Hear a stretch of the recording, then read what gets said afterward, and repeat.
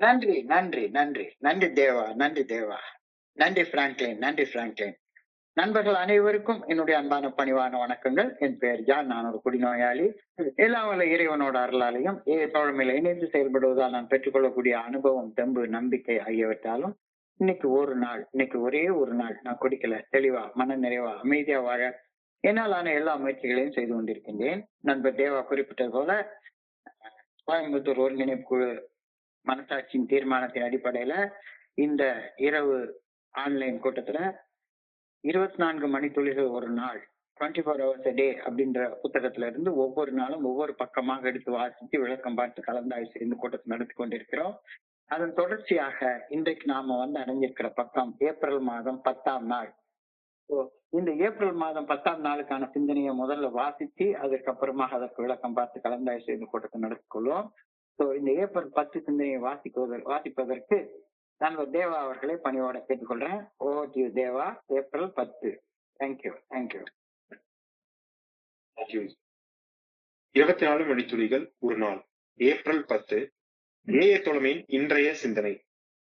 நாம் ஏஏ தோழமையில் வந்து இணைகையில் ஒரு புதிய உலகில் அடியெடுத்து வைக்கின்றோம். ஏஏ தோழமை மனத்தெளிவுடன் செயல்படும் மனிதர்கள் வாழும் தெளிவான உலகம். ஏஏ தோழமை தெளிவுத்தன்மையுடன் அமைதியான, சலனமற்ற, மகிழ்ச்சியான வாழ்க்கை வாழும் மனிதர்கள் இருக்கும் ஒரு புதிய உலகம். ஆனால் நான் ஒரே ஒரு கோப்பை மதுவை அறிந்தினால் கூட எனது பழைய நரக உலகத்திற்கு திரும்பி சென்று விடுவேன். குடி வாழ்க்கை குடி போதை நிறைந்த, சண்டைகள் நிறைந்த, போராட்டங்கள் நிறைந்த நரகமான உலகம். அந்த நரக உலகம் ஒரு குடிநோயாளி வாழ்வதற்கு உகந்த இடமல்ல. நாம் குடிநோயாளிகளாக மாறிய பின் இவ்வுலகை மதுபோதையுடன் நிதானமின்றி பார்ப்பது நமக்கு ஆனந்தம் அளிக்க வல்லதாக இருக்க இயலாது. நான் மீண்டும் குடிபோதையில் நரக உலகத்திற்கு திரும்பிச் செல்ல விரும்புகின்றேனா? இன்றைக்கான தியானம். ஆனந்தம் என் இதயத்தினுள் நுழைவதற்கு தடையாக என் இதயத்தின் வாசலில் ஆணவம் நிற்கின்றது. ஆணவம் இறையருட் பேராற்றலின் அன்பு எனது இதயத்திற்குள் வரவிடாது தடை செய்கின்றது. இறையருட் பேராற்றலின் நல்ல ஒழுங்கான வழிகாட்டுதலுக்கு பணிந்து செயல்படும் இதயத்தினுள் மட்டுமே இறைவனது பேராற்றல் குடியிருக்க இயலும். இறையருட் பேராற்றலின் சித்தத்திற்கு பணிந்து செயல்படுவது இறைவனது அரசுக்குள் நுழைகதவை திறக்கும் திறவுகோல் ஆகும். இறையருட் பேராற்றலின் அன்பை உணர்ந்து அதற்கு பணிந்து செயல்படாதவரை என்னால் இறைவனுக்கு உகந்த வாழ்க்கையை வாழ முடியாது. பணிவு கரடுமுரடான பாதைதான். ஆயினும் அந்த கரடுமுரடான பாதைக்கு கடந்து பின்னரே அன்பு, மகிழ்ச்சி என்னும் பளிங்கு தளத்திற்கு நான் பிரவேசிக்க முடியும். எங்கு இறைவனது ஆற்றல் உள்ளதோ அங்கேயே எனது உறவிடம் இருக்க வேண்டும். அந்த உறைவிடமே எனக்கு சொர்க்கமாக அமைய முடியும். இன்றைக்கான பிரார்த்தனை. பணிவு நிறைந்த என் இதயத்தை இறைவன் தன் உறைவிடமாக ஆக்கிக் கொள்ள வேண்டும் என நான் வேண்டுகின்றேன். என் சக்திக்கு ஏற்றவாறு இறையருட் பேராற்றலது நல்ல ஒழுங்கான வழிகாட்டுதலுக்கு நான் பணிந்து செயல்பட வேண்டும் என பணிவுடன் வேண்டுகின்றேன். Thank you sir. நன்றி, நன்றி, நன்றி, நன்றி, நன்றி, நன்றி தேவா, நன்றி தேவா, நன்றி தேவா. நண்பர்கள் அனைவருக்கும் என்னுடைய அன்பான பணிவான வணக்கங்களை மீண்டும் ஒரு முறை தெரிவித்துக் கொள்றேன். என் பெயர் ஜான். நான் ஒரு குடிநோயாளி. எல்லாம் வல்ல இறைவனோட அருளாலையும் தோழமையில இணைந்து செயல்படுவதால் நான் பெற்றுக்கொள்ளக்கூடிய அனுபவம், தெம்பு, நம்பிக்கை ஆகியவற்றாலும் இன்னைக்கு ஒரே ஒரு நாள் நான் குடிக்கல, தெளிவா, மன நிறைவா, அமைதியாக வாழ என்னாலான எல்லா முயற்சிகளையும் செய்து கொண்டிருக்கின்றேன். இன்றைக்கு வாசிக்கப்பட்ட பகுதியை பத்தி யோசிக்கிறப்ப எனக்கு ரொம்ப நாளைக்கு முன்னால தோழமையில இணைந்த அந்த ஆரம்ப நாட்கள்ல என்னுடைய குருஜி கிட்ட பேசிட்டு இருந்த ஒரு யதார்த்தமான கருத்தை பத்தி ஞாபகம் வருது. ஒரு நாளைக்கு அவரு நான் பேசிட்டே இருக்கிறப்ப என்கிட்ட ரொம்ப சிரிச்சுக்கிட்டே சாதாரணமா யதார்த்தமா கேட்டாரு, ஜான், உனக்கு சொர்க்கத்துக்கு போக ஆசை இருக்கா அப்படின்னு கேட்டாரு. சொர்க்கத்துக்கு நீ போகணுமா அப்படின்னு சொல்லி கேட்டாரு. நானும் சிரிச்சுக்கிட்டு, யாருக்கையா சொர்க்கத்துக்கு போக ஆசை இருக்காது, போகணுன்ற ஆசை இருக்கத்தான் செய்யுது அப்படின்னு சொல்லி எனக்கும் சொர்க்கத்துக்கு போகணுன்ற ஆசை இருக்கத்தான் செய்யுது அப்படின்னு அவர்கிட்ட சிரிச்சுக்கிட்டே பதில் சொன்னேன். உடனே அவரும் சிரிச்சுக்கிட்டே கேட்டாரு, சொர்க்கத்துக்கு போகணும்னா நீ சாகணும்னு உனக்கு தெரியுமா அப்படின்னு சொல்லி கேட்டாரு. கொஞ்ச நேரம் அவர் என்ன சொல்ல வர்றாரு, என்னடா சாவை பத்தி எல்லாம் பேசுறாரு அப்படின்னு எனக்கு தோணுச்சுது. சொர்க்கத்துக்கு போகணும்னா சாகணும். எல்லாருக்கும் சொர்க்கத்துக்கு போக ஆசை இருக்கு. ஆனா செத்து போறதுக்கு யாருமே ரெடியா இல்ல. செத்தா தானே சொர்க்கத்துக்கு போக முடியும். இந்த கருத்தை அவர் சிரிச்சுக்கிட்டே கேட்டாரு. இப்போ இந்த இடத்துல சாவு, மரணம் என்பது உடலுடைய மரணத்தை பத்தி சொல்லல. அவர் என்ன கேட்கிறாருன்னா, என்னுடைய பழைய நரக வாழ்க்கைக்கு இறந்தால்தான், என்னுடைய பழைய நரக வாழ்க்கைக்கு நான் இறந்தால் மட்டும்தான் புதிதாக சொர்க்க வாழ்க்கைக்குள்ளார பிறந்து அந்த வாழ்க்கைக்குள்ளார அடி எடுத்து வைக்க என்னால முடியும் அப்படின்ற உண்மைய அவரு சொன்னப்ப கொஞ்ச நேரம் எனக்கு ஒண்ணும் புரியல. ஆனா நாள் போக போக புரிஞ்சுது. Dying for old life is the prerequisite for entering into a new life. பழைய வாழ்க்கைக்கு இறப்பது புதிய வாழ்க்கைக்கு பிறப்பதற்கான ஒரு முன் தகுதியாக அமைகின்றது. செத்தாதான் சொர்க்கத்துக்கு போக முடியும். ஆனா சாகிறது எதுக்கு? உடல் மரணத்தை பத்தி இந்த இடத்துல சொல்லல. பழைய வாழ்க்கைக்கு இறந்தால்தான் புதிய வாழ்க்கைக்கு பிறக்க முடியும். அதனால்தான் ஏய தோழமையில இணைஞ்சு தொடர்ந்து குடிக்காம இருக்கிற அந்த நாள் அப்படின்னு நாம கொண்டாடுறோம். புதிதாக பிறந்த நாள் அப்படின்னு கொண்டாடுறோம். புதிய வாழ்க்கை ஒரு நரக வாழ்க்கை. ஆனா முத நாள் என்னுடைய 19வது வயசுல ஃபர்ஸ்ட் ஒரு கிளாஸ் சாராயத்தை வாங்கி குடிக்கிறப்ப நான் நரக வாழ்க்கைக்குள்ளார அடி எடுத்து வைக்கிறேன் அப்படிங்கிற உண்மை எனக்கு தெரியவே இல்லை. நரக வாழ்க்கைக்குள்ளார அன்னைக்கு நான் நுழைஞ்சிட்டு இருக்கேன். நரக வாழ்க்கையில உள்ள போறதுக்கான முதல் அடிய அந்த 19வது வயசுல முதல் கோப்ப சாராயத்தை நான் குடிக்கிறப்ப எடுத்து வைக்கிறேன் அப்படின்றதெல்லாம் எனக்கு தெரியல. அன்னைக்கு நான் என்ன பண்ணிட்டு இருந்தேன், உண்மையிலேயே சொர்க்கம் மதுவிலே, சொக்கும் அழகிலே, மது தரும் சுகம் எதில் வரும் நிதம் அப்படின்னு என் பாட்டு நான் சொர்க்கத்துக்குள்ளார போறோம்னு நினைச்சுக்கிட்டு தான் 19வது வயசுல அந்த முதல் கோப்பை சாராயத்தை எடுத்து, முதல் கிளாஸ் சாராயத்தை எடுத்து நான் குடிச்சேன். மது போதையில இன்பமாக ராத்திரியெல்லாம் பெண் சுகத்தோட கழிக்கிறது மட்டும்தான் சொர்க்கம். சொர்க்கம்னா அங்க விதவிதமான பெண்கள் டான்ஸ் ஆடுவாங்க. ரம்பா, ஊர்வசி, மேனகாலாம் டான்ஸ் ஆடுவாங்க. ஏன்னா சினிமா பார்த்து கெட்டு போன ஒரு இது. நான் சொர்க்கம்னா அப்படிதான் இருக்கும். அப்போ நல்ல மது போதையில அப்படியே உல்லாசமாக பெண்களோட இருக்கிறது தான் சொர்க்கம் அப்படின்னு நான் நினைச்சிட்டு இருக்கேன். என் மனசு அவ்வளவுதான் கற்பனை பண்ணுது. என்னுடைய கற்பனை அதுக்கு மேல போகவே இல்லை. தண்ணிய போட்டா சந்தோஷம் பிறக்கும், தள்ளாடி நடந்தா உல்லாசம் இருக்கும் அப்படின்னா என்னுடைய மனசு யோசிக்குது. தண்ணிய போட்டா சந்தோஷம் பிறக்கும், போதையில தள்ளாடி நடந்தா உல்லாசமா இருக்கும், மது போதையில கவலைகள் எல்லாமே பறந்து ஓடிடும், போதையோட இருக்கிறதா சொர்க்க வாழ்க்கை அப்படின்னு உறுதியாக நம்பி குடிச்சு கூத்தடிச்சு வாழ்ந்துகிட்டே இருக்கிறேன். அப்ப நான் நரக வாழ்க்கைக்குள்ளார என்ட்ராகி ஆழமா போயிட்டே இருக்கேன்றது எனக்கு அந்த காலத்துல புரியவே இல்லை. ஆரம்பத்துல நான் நரக வாழ்க்கைக்கு கொஞ்சம் கொஞ்சமா கீழே இறங்கி போயிட்டு இருக்கிறேன் அப்படின்ற உண்மைய என்னால புரிஞ்சுக்க முடியவே இல்லை. ரொம்ப ஆழமாக கீழே இறங்கி போனப்ப, நரக வாழ்க்கையுடைய சூடு தாங்க முடியாம போனப்ப, ஐயா இது என்னையா வாழ்க்கை, இந்த வாழ்க்கையவா சொர்க்கம்னு நினைச்சிட்டு இருக்கேன் நானு. சத்தியமா சொர்க்க வாழ்க்கை இல்லவே இல்லை அப்படின்றது தெளிவா தெரிய வருது.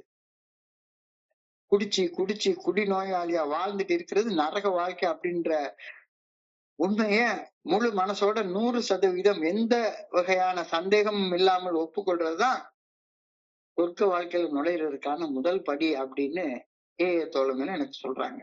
முதல் படி, ஃபர்ஸ்ட் ஸ்டெப்பே என்ன? நான் நரகத்துல வாழ்ந்துட்டு இருக்கேன் அப்படின்றத ஒப்புக்கொள்றது. இல்ல நான் இன்னமும் சொர்க்கத்துலதான் வாழ்ந்துட்டு இருக்கேன் அப்படின்னா, நரக வாழ்க்கைக்குள்ளார அந்த சொர்க்க வாழ்க்கைக்குள்ளார என்னால அடியெடுத்து வைக்கவே முடியாது. நரகம்னு தெரியாம இந்த வாழ்க்கைக்குள்ள நுழைஞ்சிட்டேன். நரகத்துக்குள்ளார நுழையிறேன்றது எனக்கு தெரியாது. கண்டிப்பா தெரியாது. கண்டிப்பா தெரியாது.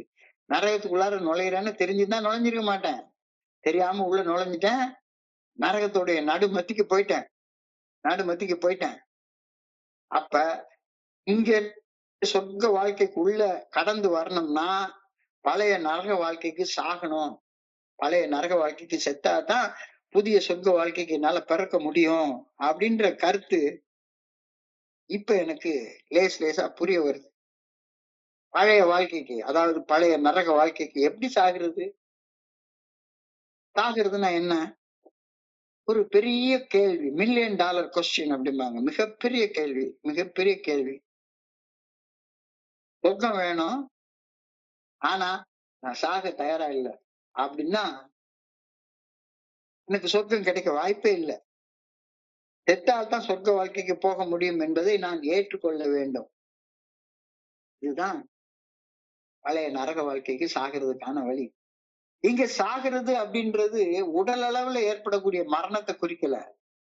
மனதளவுல நான் கொண்டிருக்கிற பழைய தவறான கருத்துக்களை சாகடிக்கிறது தான் பழைய நரக வாழ்க்கைக்கு சாகிறது அப்படின்னு சொல்றாங்க அப்படின்றது புரிய வருது. இப்ப புரிய வருது. ஒரு மனிதன், எல்லா மனிதர்களும் தாயின் வயிற்றிலிருந்து பிறப்பது முதல் பிறப்பு. அந்த மனிதன் தன்னிலிருந்து தான் பிறப்பது உண்மையான பிறப்பு. உண்மையான பிறப்பு என்பது ஒரு மனுஷன் தன்னிலிருந்து தான் பிறப்பதுதான். வேதத்துல ஊதாரி மைந்தன், ப்ராடிகல் சன் அப்படின்ற ஒரு உவமை கூறப்பட்டிருக்கும். அந்த உவமையில ஊதாரி மகன் என்ன பண்ணுவான்? அப்பா கிட்ட இருக்கக்கூடிய எல்லா சொத்தையும் பிரிச்சு வாங்கிட்டு போய் தூர தேசத்துக்கு போய் குடிச்சு கூத்தடிச்சு எல்லா வகையான தப்பு தவறு செஞ்சு அப்பாவுடைய பணத்தை எல்லாத்தையும் அழிச்சிட்டு கடைசியில ஒரு பைசா இருக்காது. ஒரு பைசா இருக்கிற நேரத்துல அவனுக்கு பசிக்கும். பசிக்கிறதுக்கு ஏதாச்சும் வேலை செஞ்சாலும் சாப்பாடு கிடைக்கும் அப்படின்ன உடனே வேலை தேடி பார்க்கறான். வேலையும் கிடைக்க மாட்டேங்குது. பன்னி மேய்க்கிற வேலை ஒண்ணு கிடைக்குது. சரி எப்படியோ ஏதோ ஒண்ணு வயிறு பசிக்கு ஏதாவது ஒண்ணு வேணுமே அப்படின்னு அவ்வளவு பெரிய பணக்காரனுடைய பையன் வயிறு பசிக்காக பன்னி வைக்கிற வேலைக்கு போறான். காலையில ஒருவேளை சாப்பாடு போட்டு பன்னியை மேய்க்க அனுப்புறான். பன்னி எல்லாம் மேய்ச்சிட்டு இருக்கப்ப உச்சி வெயில் வந்துருச்சு. உச்சி வெயில் வந்தா இவனுக்கு பசிக்குது. சாப்பிடறதுக்கு ஒண்ணுமே இல்லை. அப்போ பசியில பன்னிக்கு போடுற தவிட எடுத்து சாப்பிட்டா அந்த பன்னியோடைய ஓனர் சொல்றான், ஏன்டா காலைல சாப்பிட்டல, பன்னி சாப்பிடுற சாப்பாடை சாப்பிடுற அறிவு இல்ல அப்படின்னு சொல்றப்பதான் இவனுக்கு உரைக்குது. என்னுடைய அப்பா வீட்டுல சாதாரணமா வேலைக்காரங்க கூட 3 வேளை சாப்பாடு சாப்பிட்டு சந்தோஷமா இருக்காங்களே, நான் அத மாதிரி இந்த இடத்துல எனக்கு பன்னி சாப்பிடுற தவிடு கூட சாப்பிடுறது கிடைக்க மாட்டேங்குது அப்படின்னு அவனுக்கு தன்னை பற்றிய உண்மை புரிய வருது. தன்னுணர்வு பெறுகிறான். தன்னுணர்வு பெறுகிறான். உடனே அவன் நினைக்கிறான், நான் என்னுடைய அப்பாட்ட திரும்பி போவேன். அந்த அப்பாட்ட போய் என்னை நீங்க மகனா கூட ஏத்துக்க வேண்டாம். உங்ககிட்ட வேலை பார்க்குற ஒரு வேலைக்காரனா ஏத்துங்க. நான் செய்யற வேலைக்கு எனக்கு சாப்பாடு போடுங்க போதும் அப்படின்னு கேட்பேன் அப்படின்ற தன்னுணர்வை பெறுவதுதான் புதிதாக பிறப்பது அப்படின்ற கருத்தை இன்னைக்கு நம்மளுக்கு எல்லாம் சொல்றாங்க. தன்னுணர்வு பெறுவதுதான் புதிதாக பிறப்பது. தன்னுணர்வு. தன்னுணர்வு. உன்னை அறிந்தால் நீ உன்னை அறிந்தால் அப்பதான் இந்த உலகத்துல போராடுற தகுதி கூட உனக்கு கிடைக்கும் அப்படின்ற கருத்தை இன்னைக்கு நான் புரிஞ்சு கொள்றேன். இத இன்னும் கொஞ்சம் ஆழமாக பார்க்கணும்னா திருமூலருடைய திருமந்திரத்துல பார்த்தோம்னா, தன்னை அறிய தனக்கு ஒரு கேடு இல்லை, தன்னை அறியாமல் தானே கெடுகின்றான், தன்னை அறியும் அறிவை அறிந்த பின் தன்னை அர்ச்சிக்க தான் இருந்தானே. திருமூலர் அருளிய திருமந்திரத்துல இந்த தன்னுணர்வு பெறுவதுதான் புதிதாக பிறப்பது. புதிதாக பிறப்பது. இந்த வழிமுறைகளை பின்பற்றியதன் பலனாக ஒரு ஆன்மீக விழிப்புணர்வை பெற்றோம், ஒரு தன்னுணர்வை பெற்றோம். சோ இதுதான் புதிதாக பிறப்பது அப்படின்ற கருத்தை சொல்றாங்க. இந்த கருத்தோட தான் இன்னைக்கான சிந்தனை ஆரம்பிக்குது. தோழமையில இணைந்த நான் தன்னுணர்வு பெற்று சொர்க்க வாழ்க்கை வாழ்வதை நோக்கி முதல் அடி எடுத்து வைத்தேன். தோழமையில சொர்க்க வாழ்க்கை வாழ்வதை நோக்கி முதல் அடியை நான் எடுத்து வைக்கிறேன். தோழமையில வந்து இணைந்த பின்னர் எனக்கு நான் ஒரு குடி நோயாளி, குடிச்சு குடிச்சு என்னுடைய வாழ்க்கையை நான் வீணாக்கிக்கிட்டேன், நான் ஒரு குடி நோயாளி என்ற தன்னுணர்வு பெற்று இனிமே என்னால எல்லாரையும் மாதிரி கட்டுப்படுத்தி குடிக்க முடியாது, என்னுடைய குடி வெறிய கட்டுப்படுத்த முடியாது அப்படின்ற உண்மைய, அப்படின்ற தன்னுணர்வை பெற்ற நான் அந்த தன்னுணர்வை பெற்றதன் மூலமாக சொர்க்க வாழ்க்கை வாழ்வதை நோக்கி முதல் அடியை எடுத்து வைக்கிறேன் அப்படின்ற கருத்து தான் இன்னைக்கு சிந்தனையுடைய முதல் வரியாக கொடுக்கப்பட்டிருக்கிறது. When I came to the Fellowship of Alcoholics Anonymous, I came to a new world, a sober world. புதிய உலகம். உலகத்துல நாம் பார்க்காத ஒரு தனி உலகம், ஒரு தனி உலகம். இது வேறு உலகம், தனி உலகம், இரவினில் மயங்கும் புது உலகம் அப்படின்னு குடி வாழ்க்கையில வேற ஒரு உலகத்தை பார்த்தேன். சாதாரண உலகத்துல இருந்து பிரிஞ்சு போதையில நரகத்துல வாழ்ந்து கொண்டிருக்கக்கூடிய மக்களை நான் பார்த்தேன். அதே மாதிரி அனானிமஸாக சாதாரண உலகத்துல இருந்து பிரிஞ்சு சொர்க்கத்தை நோக்கி பயணிக்கக்கூடிய குடிநோயாளிகளுக்காக மறுவாழ்வு கொடுக்கக்கூடிய ஒரு தோழமையாக ஃபெல்லோஷிப் பாக்குறப்ப அந்த ஃபெல்லோஷிப்பை பத்தி தான் இன்னைக்கு முதல் வரியில எழுதுறாரு. When I came to the Fellowship of Alcoholics Anonymous, I came to a new world, a sober world, a sober world. முதல் நாள் தோழமைக்குள்ளார நான் அடி எடுத்து வைத்த பொழுது நான் ஒரு புதியதொரு உலகத்துல சொர்க்கமயமான தன்னுணர்வுடன் வாழும் மனிதர்கள் இணைந்து வாழக்கூடிய ஒரு புதிய உலகத்துக்குள்ளார அடி எடுத்து வைக்கிறேன். இங்க வாழக்கூடிய மனிதர்கள் எல்லாம் தங்களை குடிநோயாளிகள் என்று உணர்ந்து கொண்டு அந்த குடிநோய் வாழ்க்கைய ஒப்புக்கொண்டு கொஞ்சம் கொஞ்சமா ஆன்மீக விழிப்புணர்வு என்ற தன்னுணர்வை நோக்கி பயணிக்கக்கூடிய மக்களோட தோழமையில வாழ்றேன் அப்படின்றது எனக்கு புரிய வந்தது. ஏல உள்ள எல்லாருமே தன்னுணர்வை நோக்கிய பயணத்துல இருக்காங்களா இல்லையாங்கிறது மிகப்பெரிய கேள்வி. ஆனா ஏல உண்மையாக இருக்கிறவங்க எல்லாருமே தங்களுடைய குடிநோய் என்ற நரக வாழ்க்கைக்கு இறந்து தன்னுணர்வு என்ற சொர்க்க வாழ்க்கையை நோக்கி பயணிக்கக்கூடிய மனிதர்கள். அதுதான் ஃபெல்லோஷிப் அப்படின்றது தெளிவாக புரிய வந்தது. நான் ஃபர்ஸ்ட் முதல் கோப்ப மதுவை முதல் கிளாஸ் சாராயத்தை நான் குடிச்ச போது, அதை நான் தொட்ட போது, நான் நரக வாழ்க்கையில அடி எடுத்து வைக்கிறேன்னு எனக்கு எப்படி தெரியாதோ அதே மாதிரிதான் தோழமையில முத நாள் அடி எடுத்து வைத்த போது நான் சொர்க்க வாழ்க்கைக்குள்ளார அடி எடுத்து வைக்கிறேன் அப்படின்ற உண்மை எனக்கு தெரியாது. எனக்கு தெரிய வாய்ப்பே கிடையாது. எனக்கு தெரியல. புதிதான சொர்க்க வாழ்க்கைக்குள்ளார சொர்க்க உலகத்துக்குள்ளார நுழைஞ்சதுக்கு அப்புறமாக அந்த சொர்க்க வாழ்க்கையில நிலைத்து வாழ நான் விரும்பினால் வாசம் செய்யக்கூடிய முதல் குடிய தொடக்கூடாது. தொற்ற அடுத்த நிமிஷம் நான் வாழ்ந்து கொண்டிருந்த பழைய நரக வாழ்க்கைக்கு நான் போயிடுவேன். எத்தனை வருஷமானாலும் சேர்த்தான்.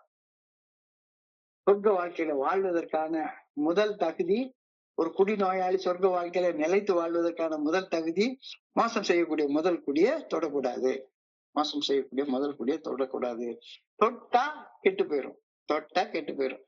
திரும்பியும் பழைய நரக வாழ்க்கைக்கு நான் போயிடுவேன். இது உண்மை. இந்த உண்மையைத்தான் இன்னைக்கு சொல்றாங்க. இது மறுக்க முடியாத உண்மை. தோழமையில இணைந்து தோழமை பரிந்துரைக்கக்கூடிய 12 படிகள் அடங்கிய மீட்படையும் செயல் திட்டத்தை வாழ்க்கையாக வாழ்வதால் நான் பெறுவது மன தெளிவு, அமைதி, நிம்மதி, உள்ள சமநிலை, நிறைவு, ஆனந்தம். இந்த உண்மையை உணர்வதற்கு எனக்கு கொஞ்ச நாள் தோழமையில பயணிக்க வேண்டி இருந்தது. அந்த அன்னைக்கே இதெல்லாம் தெரியவே இல்லை. இந்த அன்னைக்கெல்லாம் நான் சொர்க்கத்துக்குள்ளார நுழைஞ்சிட்டேன், சொர்க்கத்துக்குள்ளார வாழ்றேன். நான் எனக்கு இன்னும் பழைய கற்பனை தான் இருக்குது.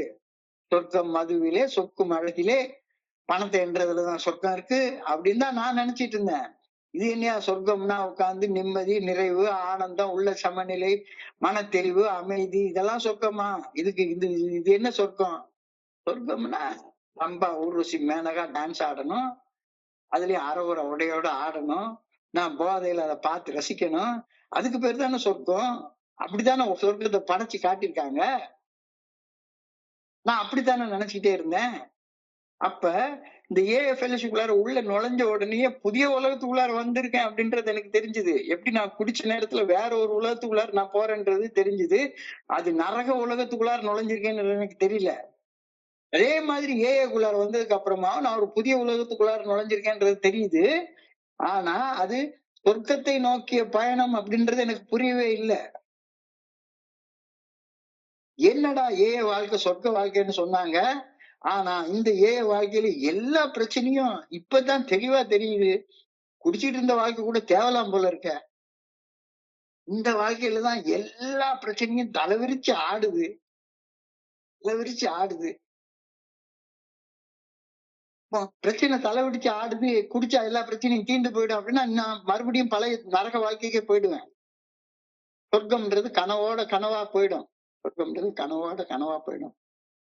I know that if I just take another drink, இன்னும் ஒரே ஒரு கோப்பை மதுவை அருந்தினால் கூட I'll go right back to that old hellish life.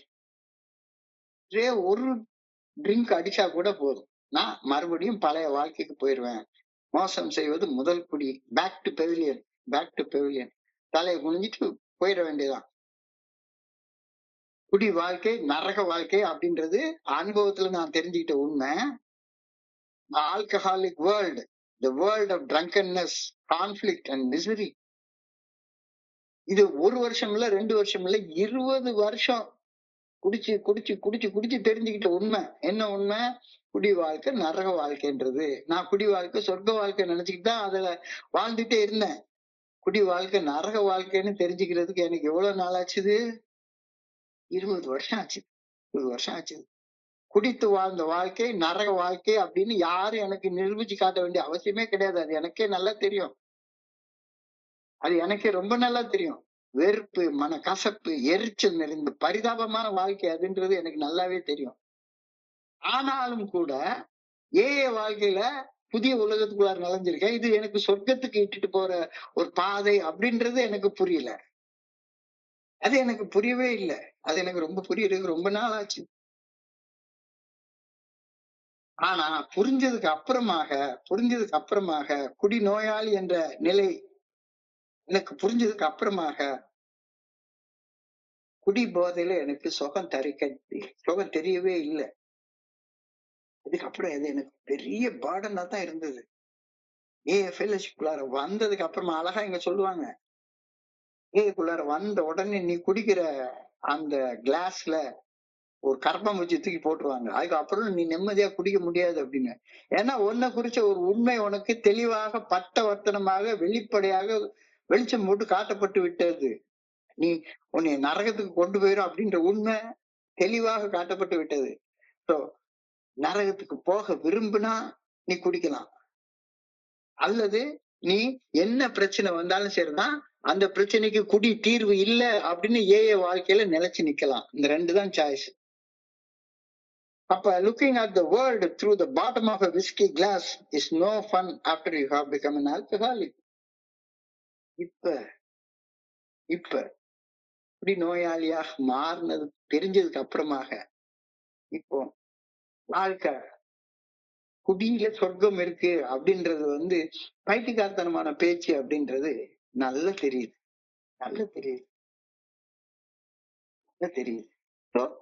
அதற்கான கேள்வியை கேட்கிறாங்க, do I want to go back to alcoholic world? நான் புதிய ஒரு உலகத்துல நுழைஞ்சிருக்கேன். இந்த புதிய உலகம் எனக்கு சொர்க்கத்துக்கு கொண்டு போகக்கூடிய ஒரு உலகம், சொர்க்க வாழ்க்கைக்கு கொண்டு போகக்கூடிய உலகம். ஆனா இன்னும் சொர்க்கத்தை என்னால பார்க்க முடியல. என்னடா இன்னும் இங்கேயும் கிடந்து எரிச்சலா இருக்கே, கஷ்டமா இருக்கே அப்படின்னு நினைச்சுக்கிட்டு மறுபடியும் பழைய வாழ்க்கைக்கு திரும்பி போயிடணும் அப்படின்ற எண்ணம் எனக்குள்ளார அடிக்கடி வந்துகிட்டே இருக்கா. நம்ம காலகட்டத்துல எல்லா நண்பர்களுக்கும் வரும், இது தானா வரும். இந்த கேள்வி உனக்கு கேட்டுக்கோ, do I want to go back to the alcoholic world? அந்த பழைய நரக வாழ்க்கைக்கு திரும்பி விடலாம் அப்படின்ற எண்ணம் என்னை சலனப்படுத்துகிறதா, திரும்ப வந்துட்டே இருக்குதா? அப்படிப்பட்ட சலனம் உனக்கு இருந்தால் மறுபடியும் தியானத்துக்குள்ளார போ. சிந்தனையை தொடர்ந்து தியானத்துக்குள்ளார போ. எது நரக வாழ்க்கைக்கு திரும்பி செல்லும் மனசலனத்தை உனக்குள்ளார ஏற்படுத்துது? எது ஏற்படுத்துது? ஃபெலோஷிப்குள்ளார வந்துட்டு ஒரு புதிய உலகத்துக்குள்ளார அடி எடுத்து வச்சுட்ட, இது வேற வித்தியாசமான உலகன்றது தெரியுது. ஆனா இந்த உலகம் வேண்டாம், நான் மறுபடியும் பழைய நரகத்துக்கே திரும்பி போயிடுறேன் அப்படின்ற மனசலனத்தை, டெம்டேஷனை எது ஏற்படுத்துது? எது ஏற்படுத்துது அப்படின்னு பார்த்தா, ஆணவம், அகங்காரம், தற்பெருமை, தன்னலம், தன்முனைப்பு, மமதை, கர்வம், இருமாப்பு, தலக்கணம், திமிரு எல்லாம். ஒரே ஒரு உணர்வுக்கு எத்தனை பேர் கொடுத்துருக்காங்க பாருங்க. தலைக்கணம், இருமாப்பு, கர்வம், மமதை, தன்முனைப்பு, தன்னலம், தற்பெருமை, அகங்காரம், நிறைஞ்ச ஆணவம். இது மட்டும்தான் இல்ல இல்ல இந்த வாழ்க்கை சரி கிடையாது, இங்க இருக்கிறவங்க எல்லாம் ஒண்ணும் உருப்படாம போன பசங்க, இவங்க கூட வாழ்றதுக்கு நரகத்துக்கே போயிடலாம், நரகத்துலதான் நிறைய சமணசுகள் இருக்கு, இது தலைவலிச்சா உடனே வந்து ஒரு விஸ்கி கிளாஸ்ல ஒரு விஸ்கியை ஊத்தி ஒருத்தன் கொடுப்பான். இங்க தலைவலிச்சுதானே அனுபவி ராஜா அனுபவின்னு சொல்றான் ஒருத்தன். எது நரக வாழ்க்கைக்கு திரும்பி செல்லக்கூடிய மனச்சலனத்தை, டெம்டேஷனை ஏற்படுத்துது? என்னுடைய ஆணவம், என்னுடைய ஆணவம். Pride stands as a sentinel at the door of the heart and cuts out the love of God. அதாவது நம்முடைய இதயத்தின் வாசல்ல ஆணவம், அகங்காரம், தன்னலம், தற்குறைப்பு, திமிரு நின்னுகிட்டு ஆண்டவனுடைய அன்பு, நல்லது எதையுமே இதயத்துக்குள்ளார நுழைய விடாதவாறு தடுக்கிறது என்னுடைய அந்த ஈகோ தான், என்னுடைய தன்முனைப்பு தான், நான் தான் பெரிய ஆளு அப்படின்ற நினைப்பு தான். இதுதான் என்னுடைய இதயத்தின் வாசல்ல நின்றுட்டு நல்லது எதுவுமே இதயத்துக்குள்ளார போகாத மாதிரி அடுத்து நிக்குது. இந்த திமிர் தான் ஒரு அடியாள் போல என்னுடைய இதயத்தின் வாசல்ல நின்றுகிட்டு நல்லது எதையுமே இதயத்துக்குள்ளார நுழைய விடாம தடுக்குது. ஆணவம் தான் தடுக்குது, அகங்காரம் தான் தடுக்குது, என்னுடைய தற்பெருமை தடுக்குது. எல்லா இடத்துலயும் நான் பாக்குறேன், நான் பேசணும், நான் கேட்கணும் அப்படின்னு நினைக்கக்கூடிய மனுஷனுடைய மனசுக்குள்ளார எல்லாமே பழைய நரக வாழ்க்கைக்கு திரும்பி போயிடணும் அப்படின்ற டெம்டேஷன் இருந்துகிட்டே இருக்கும். Pride stands as a sentinel at the door of the heart and shuts out the love of God and shuts out the love of God. இறைவனுடைய அன்பு உள்ளுக்குள்ளார நுழைவதற்கு தடையாக அந்த ஆணவம் வந்து வாசல்ல நின்னுகிட்டு எல்லாத்தையும் தடுத்துட்டு இருக்கு. ஆணவம் இருக்கிற மனுஷன் மனசுல ஆண்டவனோட அன்பு உள்ள போக வாய்ப்பே கிடையாது. நான் தான் பெரிய ஆளு, என்னாலதான் எல்லாமே நடக்குது, நான் தான் எல்லாம் அப்படின்னு ஆணவம், தற்பெருமை, திமிரு, தலக்கணம், இருமாப்பு இருக்கக்கூடிய ஒரு மனுஷனுடைய மனசுக்குள்ளார ஆண்டவனுடைய அன்பு உள்ள போகிறதுக்கு வாய்ப்பே கிடையவே கிடையாது அப்படின்ற கருத்தை இன்னைக்கு சொல்றாங்க. நான் எது என்ற புதிய உலகத்துக்குள்ளார நுழைஞ்சதுக்கு அப்புறமாக சொர்க்க வாழ்க்கையை நோக்கி பயணிக்கிறத தடை செய்யறது எதுன்னு பார்த்தா என்னுடைய அந்த தன்முனைப்பு, அந்த ஈகோ தான். சோ அதனாலதான் இந்த ப்ரோக்ராம் ஈகோ டீஃப்ளேஷன் ப்ரோக்ராம்ன்றாங்க. மனசாட்சி நல்ல ஒழுங்கான வழிகாட்டுதல் மூலம் இறையர் பேராற்றல் தனது விருப்பங்களை வெளிப்படுத்துகின்றது. சோ நான் வந்து என்ன செய்யணும், எப்படி செயல்படணும் அப்படின்ற நல்ல ஒழுங்கான வழிகாட்டுதலை கடவுள் வந்து என்னுடைய மனசாட்சியின் மூலமாக வெளிப்படுத்துகின்றார். மனதின் விருப்பம், உடலின் இச்சை இவற்றிற்கு மட்டுமே பழிந்து செயல்பட்டால் ஏற்கனவே மனிதனின் ஆழத்தில் இருந்து மனிதனை இயக்கக்கூடிய இறையர் பேராற்றலின் புனிதமான தூய்மையான அன்பை உணர்ந்து கொள்வதற்கு சாத்தியமே கிடையாது. இறைவனுடைய அன்பை உணரணும் அப்படின்னா பயம் வேணும், பக்தி வேணும். எதுக்கு பயப்படணும்? தீவினை அச்சம், தீவினை அச்சம். The fear of God is the beginning of wisdom. இறைவனுக்கு பயப்படுதலே ஞானம் அடைவதின் ஆரம்பம் அப்படின்ற வார்த்தை வேதத்துல எழுதப்பட்டிருக்கிறது. இதுக்கு என்ன அர்த்தம்? இறைவனுக்கு பயப்படுறதுன்னா இறைவன் அன்பானவர், அவருக்கு ஏன் பயப்படணும்? அப்ப தீமை செஞ்சா இறைவனுடைய அன்பை என்னால அடைய முடியாம போயிடுமோ அப்படின்னு நான் பயப்படணும். தீய செயல் செய்தால் இறைவனுடைய அன்பை அடைய முடியாமல் போயிடுமோ அப்படின்ற பயம் எனக்கு வேணும். ஏன் இறைவனுடைய அன்பு ஏற்கனவே என்னுடைய மனதின் அடியாழத்துல இருக்குது, அடியாழத்துல இருக்குது.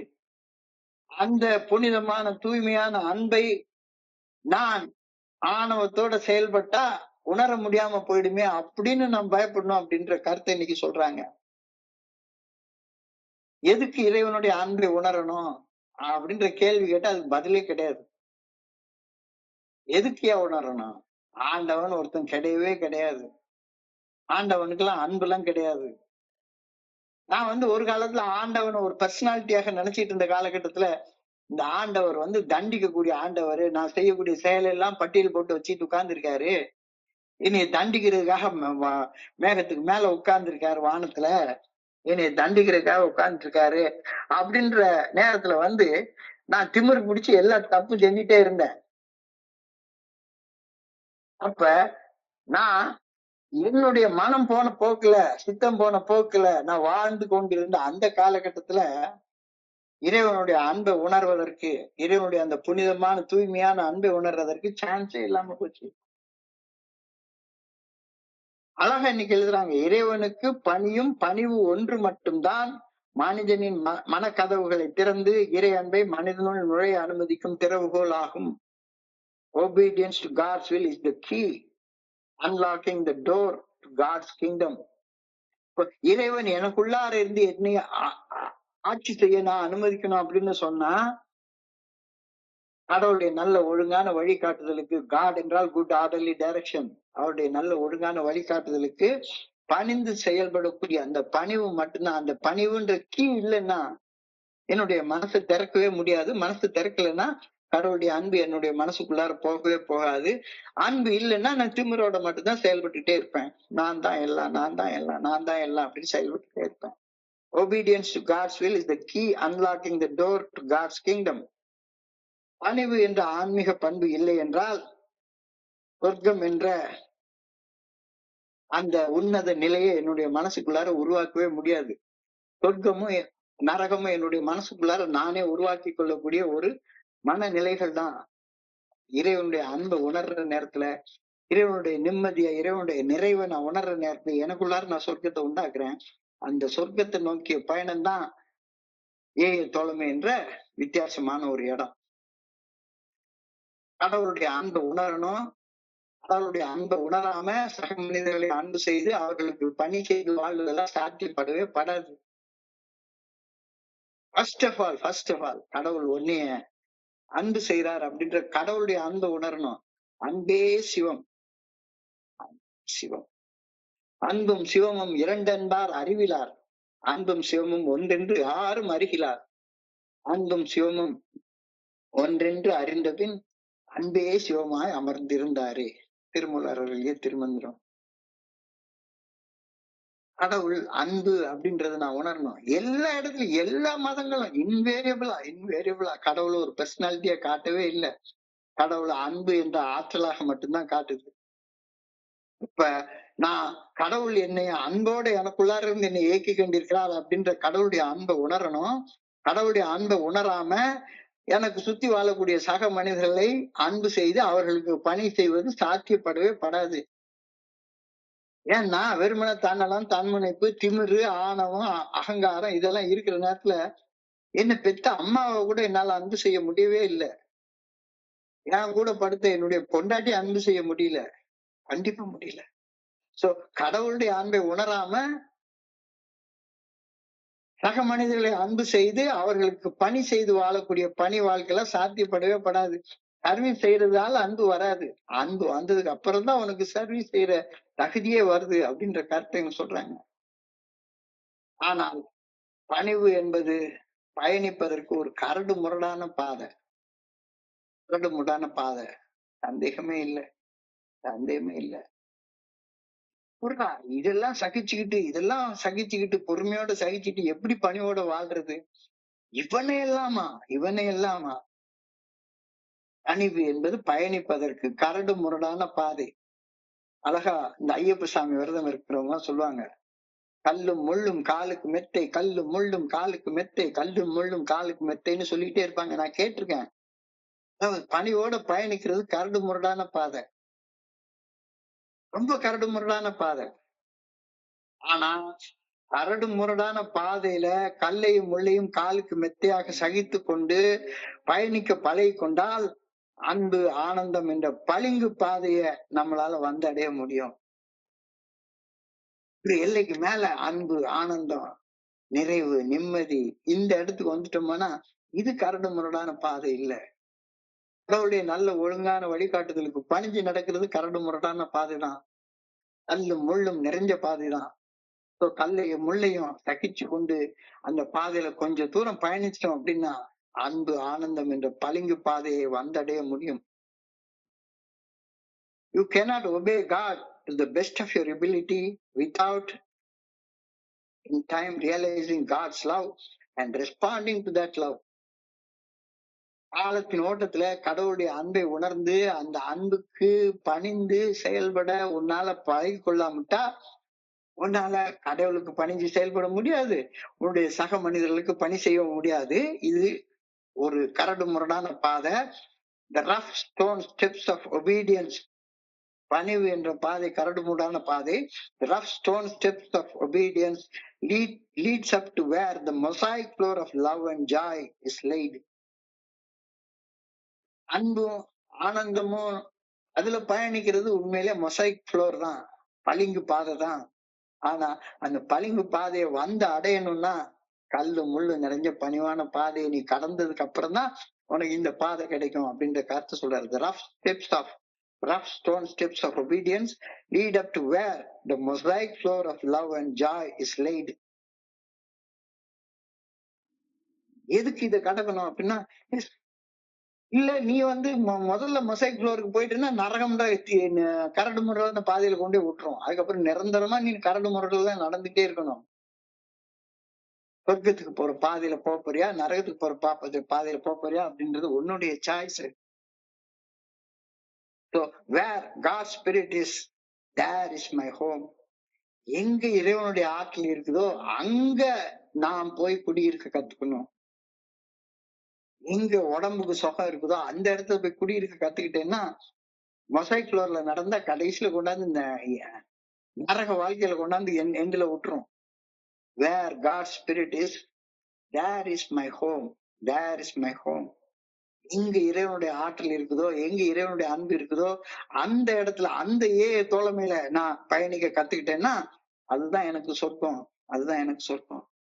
இந்த சொர்க்கம் இங்க இருக்கு, மனிதர்களுடைய தோழமையில இருக்கு. இந்த சொர்க்க வாழ்க்கைக்குள்ளார பிரவேசிக்கிறதுக்காக நான் பணியோட வேண்டிக் கொள்றேன். I pray that God may make his home in my humble and obedient heart. இறைவனுடைய நல்ல ஒழுங்கான வழிகாட்டுதல் மனசாட்சி நல்ல ஒழுங்கான வழிகாட்டுதல் மூலமாக எனக்கு வெளிப்படுத்தப்படுகின்றது. மனசாட்சிக்கு பணிந்து மனசாட்சி உறுத்தக்கூடிய செயல்களை செய்யாம மனசாட்சி சரின்ற செயல்களை செய்து நான் வாழ பழகிறப்ப இறைவன் என்னுடைய அகத்துல என்னுடைய உள்ளத்துல குடிகொண்டிருக்கிறார். இன்னைக்கு வந்து உலகம் எல்லாம் கொண்டாடக்கூடிய கிறிஸ்து பிறப்பு நாள்னு சொல்றாங்க. அவர் எங்க பிறந்தாரு எப்படி பிறந்தாரு எனக்கு தெரியாது. ஆனால் எந்த மனுஷனுடைய மனசுல அன்பு பிறக்குதோ அந்த மனசுல தெய்வம் பிறக்குது அப்படின்ற கருத்து இன்னைக்கு நான் நம்புறேன். நம்ம மனசுல கஷ்டப்படுற மனுஷங்க மேல நமக்கு அன்பு உண்டாச்சுது அப்படின்னா கடவுள் நம்ம உள்ளத்துல பிறந்திருக்கார் அப்படின்றத நம்மளால புரிஞ்சு கொள்ள முடியுது. இன்னைக்கு பிரேயரே அதைத்தான் சொல்றாங்க. I pray that God may make his home in my humble and obedient heart. என்னுடைய மனசுல இறைவன் புதிதாக பிறக்க வேண்டும் அப்படின்னு நான் ஆண்டவனை வேண்டிக் கொள்கிறேன். அம்மா உட்காந்து பலன்னு சட்டையை போட்டுவிட்டு மட்டன் பிரியாணி வாங்கி சாப்பிடுறதுனால கடவுள் வந்து என் கூட வந்து பிறக்க போறதே கிடையாது. கண்டிப்பா கிடையாது, கண்டிப்பா கிடையாது. ஆனா எந்த உள்ளத்துல அன்பு பிறக்குதோ அங்க ஆண்டவன் பிறக்கிறான். இந்த கருத்தை இன்னைக்கு நான் புரிஞ்சு கொள்றேன். I pray that I may obey his guidance to the best of my ability.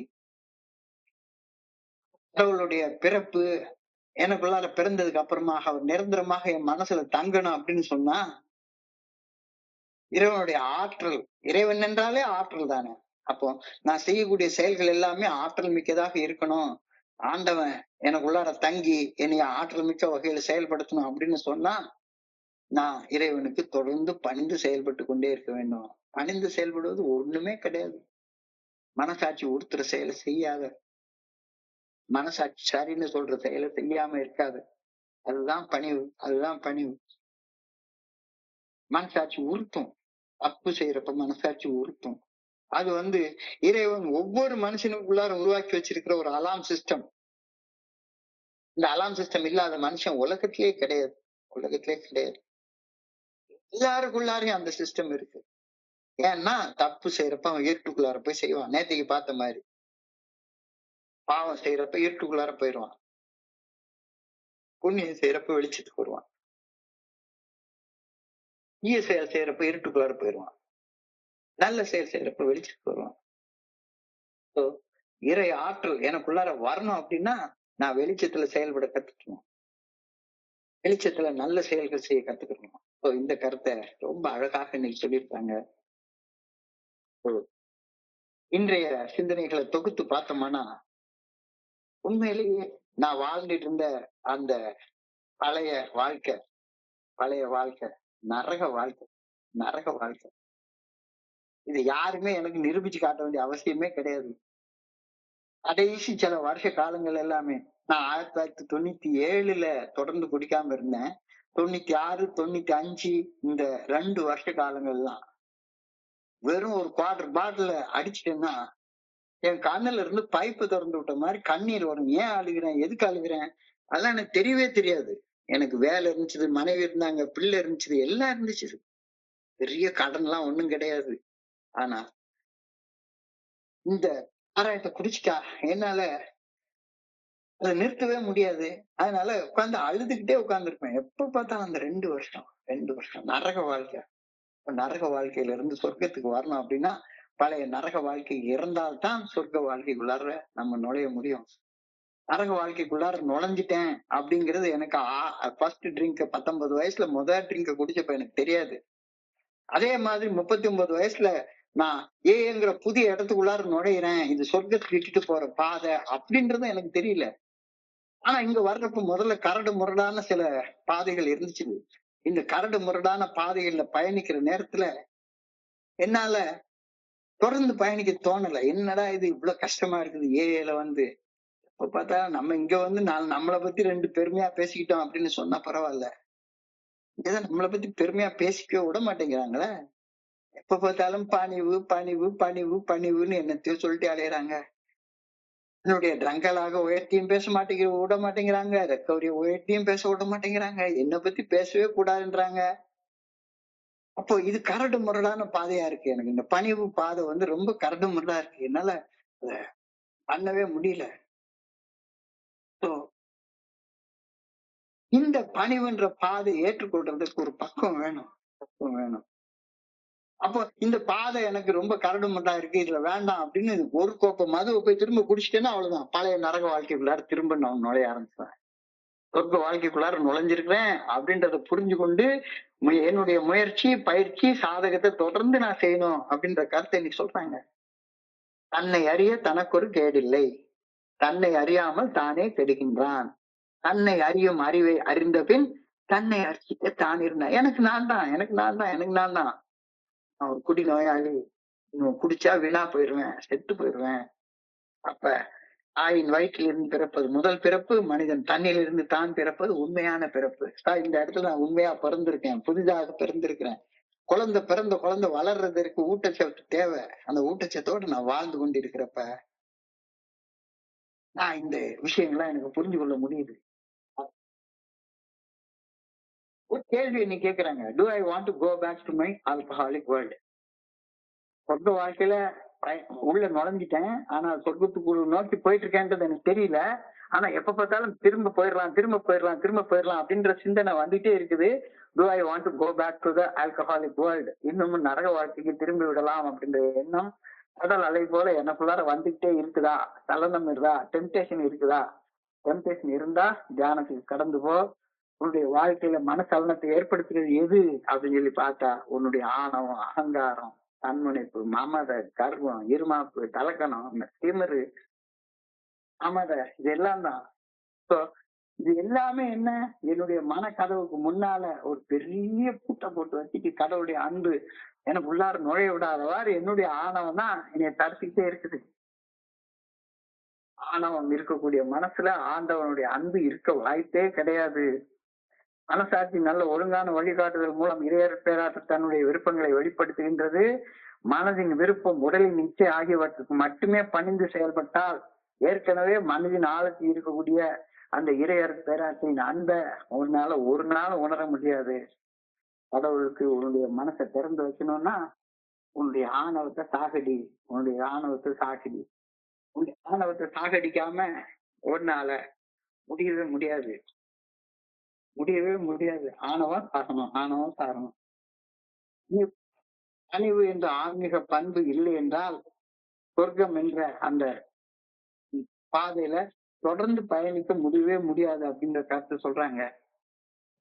கடவுளுடைய அன்பை உணரணும். கடவுளுடைய அன்பை உணராம சக மனிதர்களை அன்பு செய்து அவர்களுக்கு பணி செய்யக்கூடிய வாழ்க்கை நடக்கவே நடக்காதுன்ற கருத்தை ரொம்ப அழகா எழுதியிருக்காங்க. You cannot obey God to the best of your ability without in time realizing God's love and responding to that love. Responding to that love னா இறைவனுடைய நல்ல ஒழுங்கான வழிகாட்டுதலுக்கு பணிந்து செயல்படாம உன்னால இறைவனுடைய அன்பை உணர முடியாது. இறைவனுடைய அன்பை உணராம உன்னுடைய சக மனிதர்களுக்கு நீ பணி செய்து அன்போட பணி செய்வது சாத்தியப்படவே படாது. தனி வாழ்க்கை கரடு முரடான வாழ்க்கை, கரடு முரடான வாழ்க்கை, கல்லு முள்ளு நிறைஞ்ச வாழ்க்கை. ஆனா அந்த கல்லையும் முள்ளையும் காலுக்கு மெத்தையாக நீ பார்த்து கொண்டு தொடர்ந்து நீ பயணிக்கிற நேரத்துல உனக்கு இறைவனுடைய அன்பு, இறைவனுடைய அமைதி, இறைவனுடைய நிம்மதி, எல்லாம் சந்தோஷம், ஆனந்தம் எல்லாம் பரிசாக கிடைக்கும். அந்த பாதை பளிங்கு பாதை. இதுல ஏறிட்டேன்னா பளிங்கு பாதை. அதுக்கப்புறம் இந்த பாதையில நீ பயணிக்க முடியும். God's spirit is, that should be my home. That is heaven. That is சொர்க்கம்.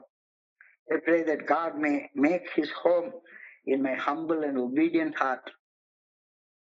இறைவனுக்கு பணிஞ்சு செயல்படுவதால இறைவன் எனக்குள்ளார நிரந்தரமாக வாசம் பண்ணுவார். இறைவனுடைய அன்பு எனக்குள்ளார நிரந்தரமாக இருக்கும் அப்படின்னு உறுதியாக நம்பணும். அதுக்காக ஆண்டவா அவனை வேண்டுகின்றேன். I pray that I may obey his guidance to the best of my ability. என்னுடைய திறமைக்கு தகுந்தவாறு எவ்வளவு முடியுமோ அவ்வளவு பணிவாக நான் செயல்படணும் அப்படின்னு ஆண்டவா உண்மை வேண்டிக் கொள்கிறேன். இன்னைக்கு பிரார்த்தனையை முடிச்சிருக்காங்க. ஸோ இன்றைய பகுதியை படிக்கிறப்ப என் மனதை கடந்து சென்ற சிந்தனைகளை உங்க கூட பகிர்ந்து கொள்ள இந்த நல்ல வாய்ப்பு உருவாக்கி கொடுத்த இந்த குழுவிற்கு என்னுடைய மிக பணிவான நன்றிகளை தெரிவித்துக் கொள்றேன். இதுவரைக்கும் பொறுமையாக கேட்ட ஒவ்வொரு நண்பருக்கும் என்னுடைய பணிவான நன்றிகள். இந்த இரவு பொழுது நண்பர்களுக்கு இனிமையான இரவாக அமைய இறைவனை பணிவோட பணிவோட பணிவோட வேண்டிக் கொள்கின்றேன். நன்றி நன்றி நன்றி நன்றி நன்றி. வாழ்க வையகம், வாழ்க வளமுடன். Thank you so much. Thank you so much.